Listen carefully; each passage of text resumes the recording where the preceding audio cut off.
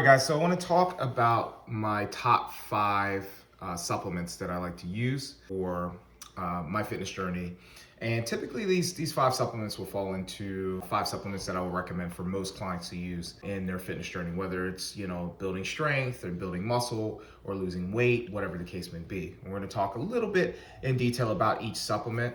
I'm not going to go into the entire science behind it all because it's incredibly boring for most non-fitness minded people. The first supplement I want to talk about, most important supplement that you need to make sure that you have in your fitness nutrition program, is protein. Okay, so protein can be broken down into a few different categories. Okay, but the first one we're going to talk about is a protein complex or sustained release protein. Okay, I prefer those over most other proteins because it allows for you to get a certain amount of releasing of protein over the course of the next hour or two, either before your workout or after your workout. Okay, that's what we consider protein complexes. So it means that they're going to have several different proteins in them. One is probably whey isolate, the other one's probably whey concentrate, one of them is probably an egg-based protein or casein. Okay, and the only difference between whey isolate and concentrate is isolate is processed down more, therefore you're able to get less carbs, to get less carbs in that protein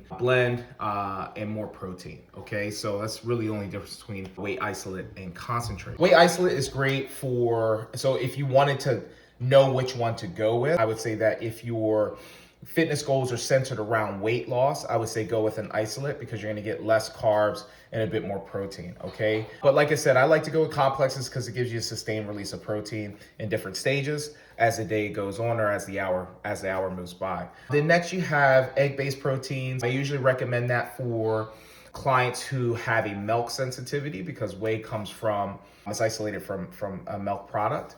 It's milk-based protein. So if you have sensitivity to milks or lactose or whatever the case may be, I would recommend to go with an egg-based protein. Then next you have casein. Casein is really good for your hard gainers. Okay, so those are the people who have a really hard time with putting on muscle, okay, or putting on size. All right, so typically we usually would recommend for you to either take that in the beginning of the day or before you go to bed at night, okay? And that gives you a slower release of protein over the course of the next few hours, okay? And then next we have soy-based proteins. These are really good typically would recommend this more for women than I would for men because soy-based proteins typically have an effect on the estrogen in your body.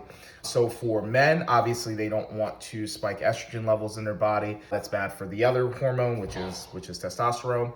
Women also have to be careful with the amount of estrogen that they're putting into their body because that can lead to cancer surrounding certain hormones, all right? As far as when you take that supplement, I usually recommend post-workout within about a half hour, maybe 45 minutes of that window of time post-workout. There's obviously, the whole idea of the metabolic window, trying to get as much nutrients back into the muscle post a workout.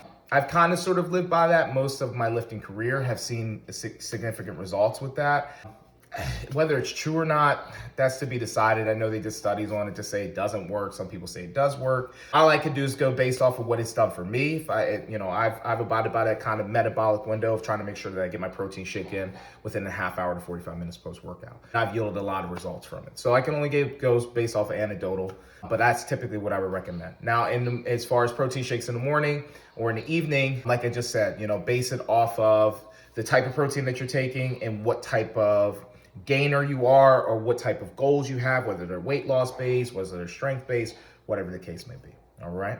So the next supplement I would recommend to either myself or my clients typically would be a multivitamin. Okay, multivitamins are great for a lot of reasons. Okay, so one, it helps with the digestive process of nutrients in your body, making sure that the nutrients get distributed properly throughout the body, so that way you get the full benefits of the food you're eating throughout the day. Second, it helps with immune system support. Third, it helps with energy. A lot of the B vitamins that are in there are going to help out with energy supply throughout the day. Okay, so just overall, just a very healthy supplement to make sure that you're having in your daily supplement routine. Okay, next is creatine. Okay, so creatine, I've been taking that for years, ever since the early adult life, okay? I've seen a lot of benefit from it from a performance-based standpoint, assisting me in growing my strength into those next levels and making sure that I don't plateau too early throughout my training, okay? It gives me a little bit more energy throughout a workout. It's just great. It's just a great supplement overall.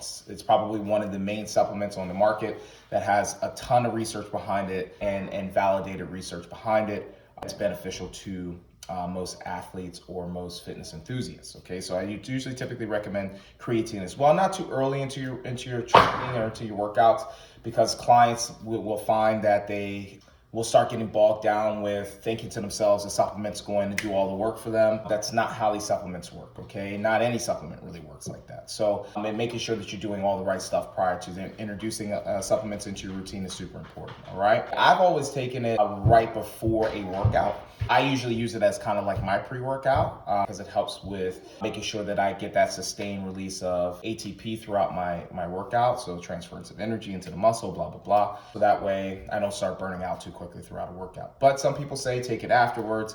I think it's you could take it at any point and you'll yield the benefits from it. So I wouldn't say there's really an optimal time. Only for myself, I usually take it right before my workout or during my workout, all right? Then next would be electrolytes, okay?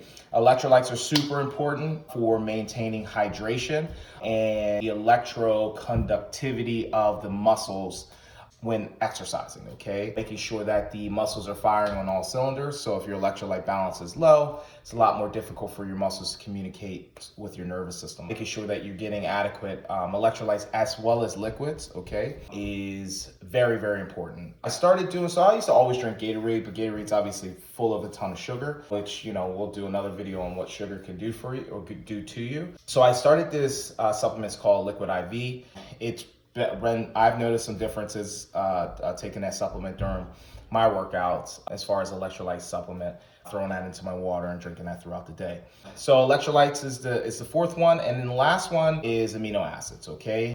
Now, this is probably one of those supplements that it's debatable whether or not they're useful or not. One thing that we can talk about branched chain amino acids is that it's known that they are the building block of muscle, okay? So it helps with keeping your body anabolic rather than catabolic. So rather than your body consuming itself and eating the muscle, allows for you to be in a muscle growth state, okay? So allows for your muscles to be in a more neutral environment so that way you can grow muscle, okay? So I've taken them, periodically, and thinking back, I kind of sort of noticed a difference. I wouldn't say like a huge difference, but, definitely, some type of sort of improvement in my fitness program. So I'm going to try to reintroduce them back into my supplement program and see if, I can see a difference.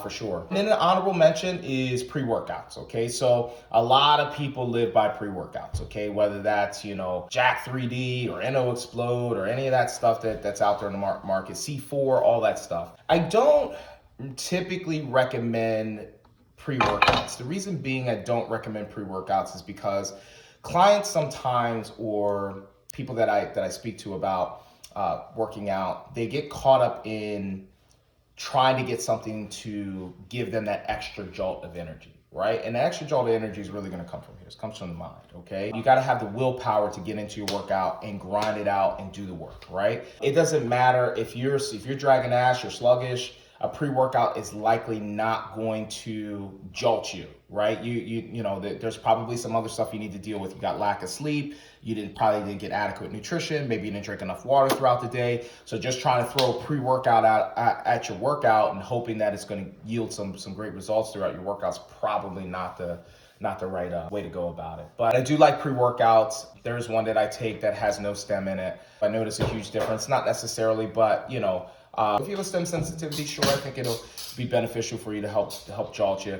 But at the end of the day, you got to find that energy on your own prior to introducing any of those pre-workouts into your routine, and don't expect it to do all the work for you. Yeah, those are the 5 top supplements I usually would recommend for most people, regardless of what your fitness goals are.